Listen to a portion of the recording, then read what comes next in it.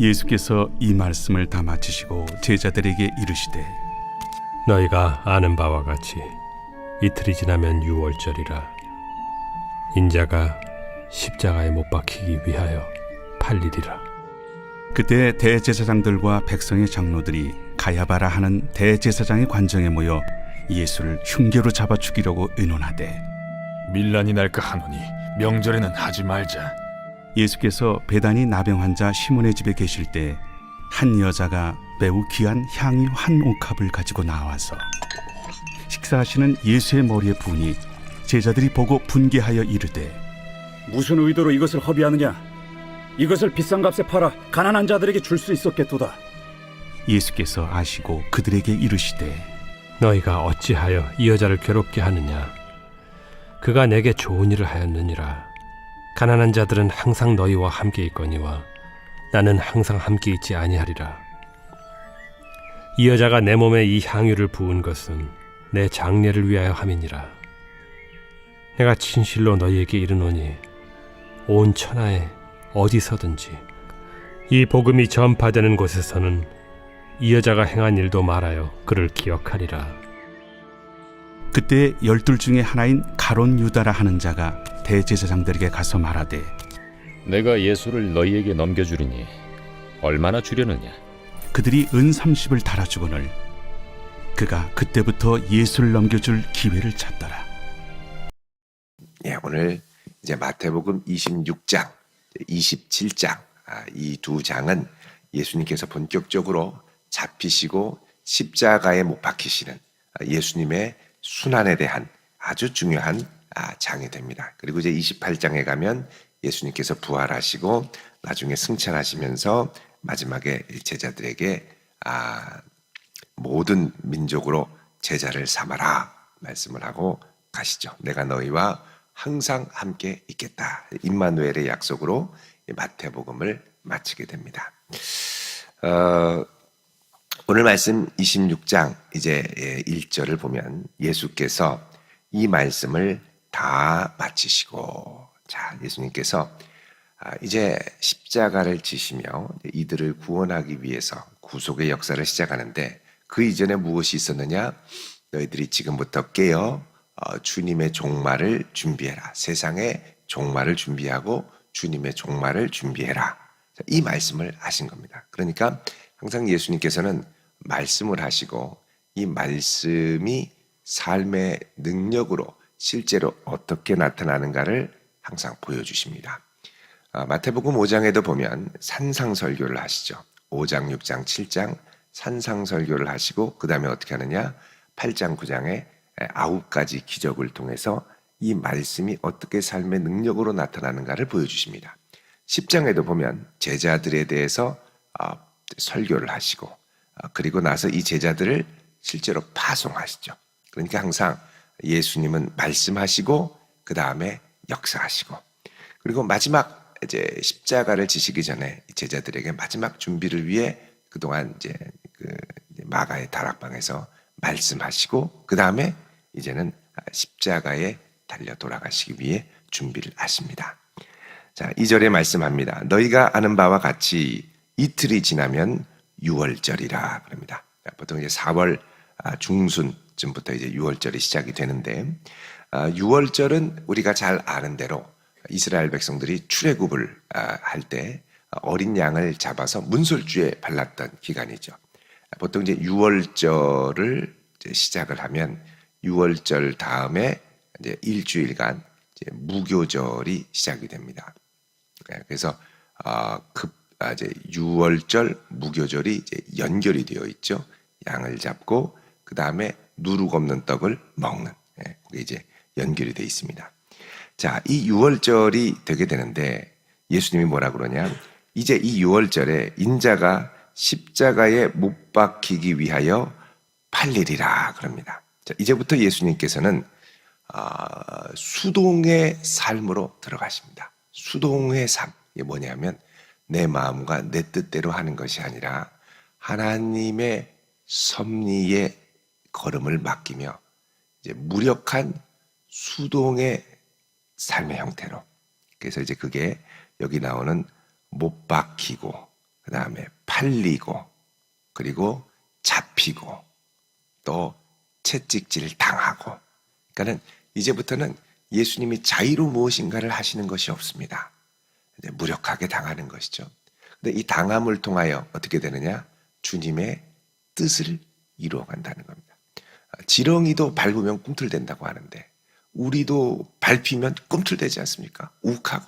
그런데 그것이 하나님의 뜻을 이루는 게 아니라 이제부터는 무력한 당함을 통하여 하나님의 뜻을 이루는 새로운 단계로 들어간다라고 말씀을 합니다.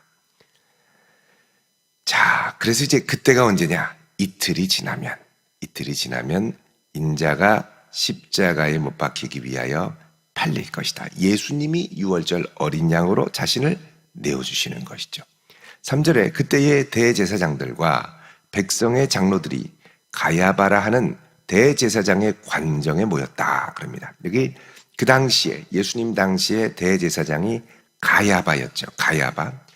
가야바 이전에는 이 가야바의 장인이었던 이 안나스가 이제 대제사장이었습니다. 안나스 한 18년 정도를 대제사장을 했습니다. 18년부터 36년까지가 이제 안나스였고 그 다음이 가야바인데 이 가야바가 제사장이었던 것이죠. 그리고 이 대제사장의 관정, 대제사장 집의 뜰에 모여서 예수를 잡아 죽이자. 근데 무엇으로 잡아 죽이느냐? 흉계로 잡아 죽이려고 의논했다는 겁니다. 자, 이들의 계획은 뭐냐? 흉계. 아주 흉악한 계획이죠. 그러니까 정상적인 방법이 아니라 이스라엘의 죄 사함을 받는 유월절에, 그죠? 어린 양의 피로 하나님께서 건너가서 구원해 주셨던 것을 기념하는 그때에 이들의 마음과 심령은 전혀 이 어린 양과 같지 않은 아주 흉악한 모습이었다는 걸 보여줍니다. 자, 그러면서 얘기합니다. 말하기를 밀란이 날까 하노니 명절에는 하지 말자. 왜? 6월절에 예수님이 예루살렘에 입성해서 수많은 사람들이 환호하고 6월절 전에 예루살렘 이제 일주일 전에 들어가서 많은 사람들이 환호하고 반기고 막 이랬었죠. 자, 이런 예수님을 우리가 잡아 죽인다. 그런 백성들이 그렇게 환호했던 예수님을 향하여 반발하고 대제사장과 지도층을 향하여 반발을 할 테니 이런 반발을 해서 백성들의 신뢰를 잃지 말자. 나름대로 머리를 쓴 거예요. 그래서 하지 말자. 그렇게 얘기를 합니다. 그러니까 원래 이들의 계획은 예수님을 6월절 기간에 십자가에 못 박아 죽이는 것이 아니었습니다. 근데 왜 예수님이 십자가에 못 박혀서 돌아가시게 되느냐? 그 무력한 수동의 삶을 통하여 하나님의 계획이 성취되기 때문에 그렇습니다. 하나님이 인도하신 것이죠. 원래 안 하려고 그랬습니다. 근데 갑자기 이들도 자기 뜻대로 결정하고 끌고 가는 것 같은데 이들도 뭐라고 할까요? 또 다른 형태의 수동적인 삶으로 들어가게 됩니다. 그 수동적인 삶이 뭐냐? 바로 14절에 가룟 유다가 대제사장들에게 가죠. 우리 뒤에 히터를 좀 꺼주십시오. 가룟 유다가 대제사장들에게 들어갑니다. 자, 가룟 유다가 대제사장들에게 가면서 뭐라 그러냐? 내가 예수를 너희에게 넘겨줄 텐데 얼마를 주겠느냐? 그러죠. 안 그래도 예수를 잡으려고 하는데 제자가 와서 갑자기 넘겨준다고 그러니까 얼마나 좋습니까? 그래서 은 30을 달아주었다 이렇게 얘기합니다. 은 30 정도면 노동자가 한 넉 달치 이제 일하는 임금 정도가 되고 우리 돈으로 해도 대략 한 1,000만 원 정도가 됩니다. 그러면 꽤 많은 돈이죠. 이거를 이게 이제 사실 스가랴 11장에 나오는 양을 이제 제대로 목양하지 않는 그런 목자에게 지불하는 금액으로 이제 등장을 합니다만 여기 이제 은 30을 달아준다. 그래서 이때부터 예수님을 넘겨줄 기회를 잡고 그때가 언제였느냐? 6월절 전날이었다는 겁니다. 그러니까 이들은 이게 웬 떡이냐? 갑자기 이게 가룟 유다가 와가지고 넘겨주겠다고 하니까 얼싸 좋다 하고 했는데 그때가 하필이면 6월절이었다는 거죠. 그러니까 결정을 자기가 하는 것 같고 자기들이 계획을 해서 예수님을 붙잡는 것 같지만 그 이상에 보이지 않는 신비로운 힘이 지금 이 예수님의 십자가와 구속의 역사를 이루기 위해 도도하게 흘러가는 것을 볼 수가 있습니다. 여러분, 우리가 혈기를 부릴 수도 있고 흉계를 꾸밀 수도 있고 여러 가지 악한 것들을 할 수 있습니다만 그 가운데서도 오직 주님의 뜻만이 이루어집니다. 그래서 우리가 아주 힘들고 어려운 상황 가운데도 절대 우리의 입술과 우리의 중심을 조심하고 하나님 앞에 엎드리며 주의 뜻만이 이루어질 수 있기를 기도하며 나아가는 성도 될 수 있기를 바랍니다. 사람의 성내는 것이 하나님의 의를 이루지 못합니다.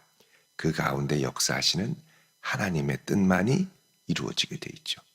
그래서 예수님은 이제 내가 잡히겠다고 가신 것도 아니고 잡혀가셨죠. 대제사장들도 자기들이 잡아가야지, 6월절 후에 잡아가야지 했는데 자기들이 원하는 때에 잡아간 게 아닙니다. 하다가 넘어간 거죠. 결국 하나님의 뜻만이 이루어지게 되더라는 겁니다. 자, 이렇게 잡히시는 이 역사, 그러니까 예수님은 수동적으로, 대제사장은 어떻게든 적극적으로 하려고 하지만 결국은 갑작스러운 유다의 등장으로 하고 자기도 모르게 끌려가는 요 가운데 뭐가 있느냐? 향유를 부은 여인의 헌신이 등장을 하죠. 자, 6절에 베다니 나병 환자 시몬의 집에 계실 때에, 자, 여러분, 이 베다니의 나병 환자 시몬, 그러니까 베다니에서 이 나병 환자 시몬의 집이니까 그 시몬은 치유를 받은 시몬이겠죠. 그리고 여러분, 이 베다니에는 누가 있었냐? 나사로가 살아났던 동네입니다. 그러니까 놀라운 역사가 일어났던 이곳에 한 여자가 아주 귀한 향유 한 옥합을 가지고 와서 식사하시는 예수님의 머리에 부었다라고 합니다.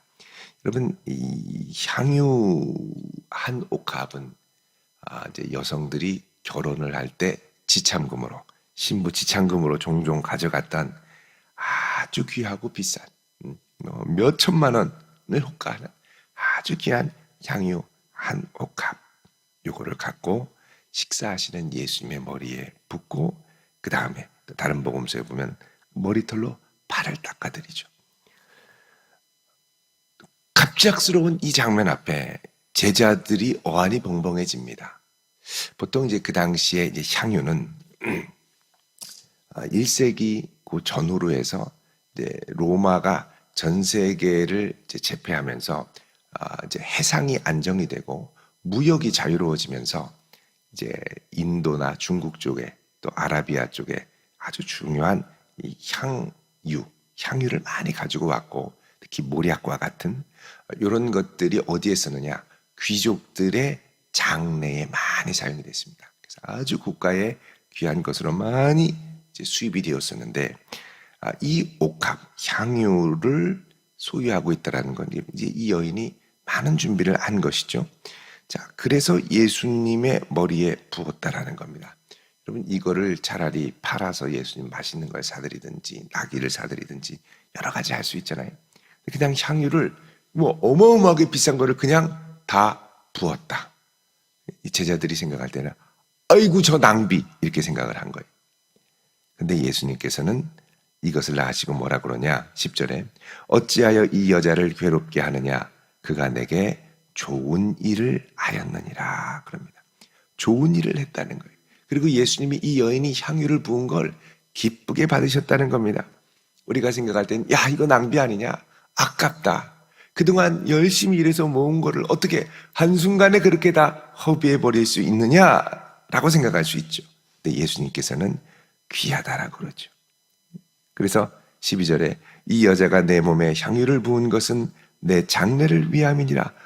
이 여인은 모르고 잘 모르고 예수님 그냥 사랑하고 너무 귀하고 감사한 마음으로 부었죠. 그러니까 이 여인이 아마도 7 귀신 들렸다가 나간 이 마리아가 아니냐, 막달라 마리아가 아니냐, 이렇게 이제 추정을 합니다만, 내 인생을 바꿔주신 예수님 앞에 내가 그분께 뭘 해드릴 수 있을까를 고민하다가 결국은 내게 있는 가장 소중한 것을 뭐 팔고 뭐고 뭐 그런 생각을 할 틈도 없죠. 그냥 그저 감격해서 예수님께 부어드린 겁니다. 근데 그것을 예수님은 귀하게 받으셨다는 거예요. 제자들은 야 이거 차라리 비싼 값에 팔아서 사람들에게 나눠주면 이걸 갖고 우리가 몇 끼를 먹고 뭘 하고 뭐 이런 생각을 하는데 그게 아니라는 겁니다. 뭔지는 모르지만 예수님을 향한 간절한 마음으로 다 부어드린 것이죠. 근데 예수님이 이 여인의 헌신을 어떻게 받으셨느냐? 내 장례를 준비했구나. 그러면서 13절에 내가 진실로 말하는데 온 천하에 어디서든지 이 복음이 전파되는 곳에서는 이 여자가 행한 일로 말하여 그를 기억하라 그럽니다.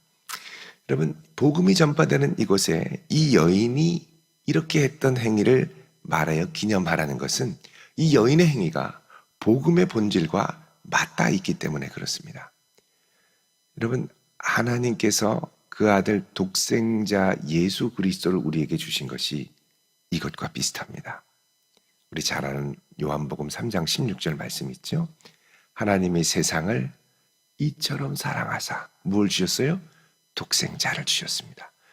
독생자를 주시기에는 이 세상이 그만한 가치가 없죠. 사실은 이 죄로 가득한 이거는 심판받아야 할 인생들이지 독생자의 생명을 내어주기까지 구할 만한 가치는 없을 수 있다라는 겁니다. 근데 하나님께서는 이 세상을 위하여 아낌없이 하나님의 가장 귀한 독생자를 내어주신 것이죠. 십자가에 못 박아 죽게 하신 것이죠. 이게 이 여인이 자기의 모든 걸 다해서 그냥 아낌없이 예수님께 막 부어드렸던 이 행위와 너무나 맞닿아 있다는 겁니다. 복음은 가장 귀한 것을 주는 것이거든요. 복음은 이 세상과 비교할 수 없는 가장 귀한 것을 일말의 주저함 없이 내어드리는 것이거든요. 하나님께서 세상을 이처럼 사랑하사 그 귀한 예수 그리스도를 우리를 위해 아낌없이 부어주셨습니다. 그리고 그 은혜를 받은 우리도, 이 여인도 내 인생을 회복하시고 내 인생의 전부가 되시는 주님 앞에 내가 있는 무엇이 있을까 하다가 그동안 내 인생을 위해서 준비했던 귀한 향유를 아낌없이 내어드리며 이 고백이 뭐냐? 주님이 저에게 이렇게 귀한 분이세요. 그러니까 주님이 받으신 건 향유가 얼마짜린데 이걸 벗냐가 아니라 이렇게 아낌없이 나를 향한 마음을 내가 보여주는구나. 이걸 통해 주님이 그 마음을 받으신 겁니다. 이렇게까지 귀한 분이라는 이 고백을 받으신 거죠. 그래서 여러분, 이 복음의 본질에는 이 효율성과 관계가 좀 여러분, 이게 관계와 사랑을 표현하는 건 효율성과 관계가 없습니다. 효율성과 관계가 없어요. 이 사랑을 표현하고 사랑의 관계를 다져가는 건 대부분 낭비하는 겁니다. 내가 이 사람을 위하여 기꺼이 나의 시간을 내고 내가 이 사람을 위하여 기꺼이 나의 물질을 내어주고 이게 뭐냐? 다 기꺼이 내어주는 거예요. 여러분, 사랑하는 자녀를 키울 때 힘들죠? 수시로 울고 앙앙 떼쓰고 기저귀 갈아줘야 되고 뭘 잘했다고 이걸 해줘야 됩니까? 사랑하기 때문에 아무 대가를 묻지 않습니다. 그냥 다 내어주는 거예요. 엄마 아빠가 지쳐서 피골이 상접할 때까지 다 내어주는 거예요. 이게 복음의 본질이라는 겁니다. 사랑하기 때문에. 하나님도 이런 사랑을 우리에게 주셨고 이런 사랑을 받은 우리도 주님을 사랑하는 것이 마땅하지 않느냐라는 겁니다. 어떻게 사랑할 것이냐? 그거는 각자 우리에게 이제 삶의 상황과 정황에 따라 다르겠죠. 그러나 그 본질적인 표현 중에 하나는 뭐냐? 효율성의 논리를 넘어가야 한다는 겁니다. 자, 우리가 예배를 드리는 것도 그렇습니다. 여러분, 예배도 효율성의 논리로 생각하면 1시간 안에 끝나야 되고요. 너무 늦으면 축도 전에 나가버려야 되고요. 이렇게 되는 거죠. 근데 예배를 드린다는 건 뭐냐? 이 시간 전체를 우리 주님께 마음을 쏟아 드린다. 그래서 시간이 어떻게 됐든 이게 효율적으로 순서가 진행됐든 안 됐든 이게 크게 중요하지 않은 거예요. 이게 이 시간 자체를 주님과 함께 보내며 드리는 것이 귀하다는 겁니다. 이 시간을 주님과 함께 이게 드리는 거죠. 예물도 어떻게 드리느냐가 중요한 게 아닙니다. 이걸 통해 내 마음을 주님께 온전히 표현하는 것이 중요한 것이죠. 그래서 이게 효율과 효과. 내가 주님께 요만큼 드렸으니 주님이 나에게 이만큼 갚아주셔야 되는 게 아니냐. 내가 요만큼 투자했으니 주님 나에게 적어도 몇 %는 더 해줘야 되지 않느냐. 그게 아니라는 거예요. 이게 관계와 마음의 문제는요, 깊이. 여러분, 어떤 분이 남편한테 전화를 했습니다. 여보, 친구가 오랜만에 놀러 왔는데 당신이 한 끼 내면 어때? 내가 돈 보내줄 테니 마음껏 먹으라고. 근데 안 보내주는 거예요. 전화를 했어요. 왜 돈을 안 보내주냐? 먹고 나서 영수증 보내면, 영수증 첨부하면 그만큼 똑같이 보내줄게. 이렇게 얘기를 하는 거예요. 저한테 하는 말이요. 목사님, 정내미가 떨어집니다. 어떻게 그렇게 딱 맞게 그럴 수 있냐는 거죠. 그러니까 이게 관계와 효율성의 문제가 아니라는 거예요. 이거는 마음으로, 후하게, 기쁨으로. 그러면은 둘이 짜장면 먹으면 2만 원 주실 거예요? 넉넉하게 줘서 디저트도 먹고 차도 먹고 충분히 시간 보내고 후하게 줘야죠. 그게 정말 이게 참 마음을 주는구나. 이런 마음을 갖고 하는 거죠. 예수님께도 가는데, 예수님, 제가 시간이 딱 1시간 있는데 1분만 넘어가면 저는 갑니다. 이거 뭐 비즈니스 미팅 하는 것도 아니고, 주님, 제가 여기인데 요만큼 드릴 테니 요만큼 안 주시면 저 삐집니다. 이거 완전히 계산적인 거거든요. 근데 예수님을 사랑하고 예수님께 깊이 들어가면 사랑해서 내어드리는 건 아깝지가 않습니다. 시간도 아깝지 않고, 내 재능도 아깝지 않고, 물질도 아깝지 않고. 이게 이제 아깝기 시작하는 건 내 안에 이 효율성의 논리가 들어가기 시작하는 거죠. 하나님이 예수님 주고, 너 같은 인생을 위해 내 아들을 주니 참 아깝다. 어떻게 너같이 고약한 녀석을 위해서 내 아들을 주었을꼬. 이러시지 않잖아요. 사랑하기 때문에 아낌없이 다 내어주셨고, 그 이후에도 흠 많고 하자 많은 우리의 인생을 계속 붙들어 주시는 이유가 뭐냐? 게다가 세상 끝날까지 함께 하시는 이유가 뭐냐? 사랑하기 때문입니다. 이렇게 주어도, 이렇게 함께해도 아깝지 않은 인생이 바로 우리의 인생이라고 말씀하는 것이죠. 그래서 여러분, 우리는 정말 잘 살아야 됩니다. 가치 있게 살아야 됩니다. 왜? 그렇게 바라봐 주시고 아낌없이 내어주시고 기대하시고 여전히 붙잡아 주시는 주님이 있기 때문에 이 여인은 예수님과의 관계를 이렇게 받아들이고 이렇게 표현하고 이렇게 예수님께 다가갔습니다.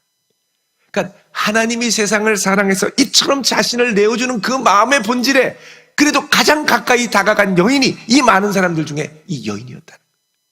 제자들은 여전히 계산기 두드리고 있었어요. 이거를 팔아서 얼마가 나오면 어떻게 하고. 이 여인은 그게 없었어요. 그냥 예수님 사랑합니다. 어떻게 하면 좋을까요? 내게 있는 거 이거 그냥 주님 하고 그냥 부어드린 거죠. 그래도 아쉽고 안타깝고 부끄럽고 부족하고 늘 이 생각이었을 거라는 것이죠. 여러분, 우리가 예수님을 사랑하는 것은 적어도 넉넉하게, 정말 주님 앞에 나중에 섰을 때 주님, 제가 정말 주님 후회 없이 사랑했었노라고. 사실 이게 우리의 죄성과 싸우는 문제입니다. 우리 가족과 사랑하는 사람을 향해서도 우리가 인색해질 때가 있죠. 내가 정말 당신 후회 없이 사랑했었나라고. 이렇게 고백을 할 수 있으면 얼마나 좋겠습니까? 우리 자녀들 후회 없이 사랑했었노라고 이렇게 고백할 수 있으면 얼마나 좋겠습니까? 우리 주님을 향해서도 후회 없이 사랑했었노라고. 나중에 주님의 심판대 앞에 설 때 이런 고백을 드릴 수 있는 복된 성도 되시기를 주의 이름으로 축원드립니다. 기도하겠습니다. 거룩하신 주님, 우리를 사랑하시되 죽기까지 아낌없이 모든 것을 내어주신 그 주님의 사랑을 저희들이 기억합니다. 오늘 주님 앞에 나와 아무 이유와 설명 없이 그저 나를 사랑하시고 나를 구원하신 주님의 은혜와 사랑에 감격하여 아낌없이 내어드린 이 여인을 저희들이 보게 됩니다. 주님, 저희들 주님을 사랑하되 후회 없이 아낌없이 끝까지 사랑하는 주의 자녀들이 되게 하옵소서. 예수님의 이름으로 기도드립니다. 아멘.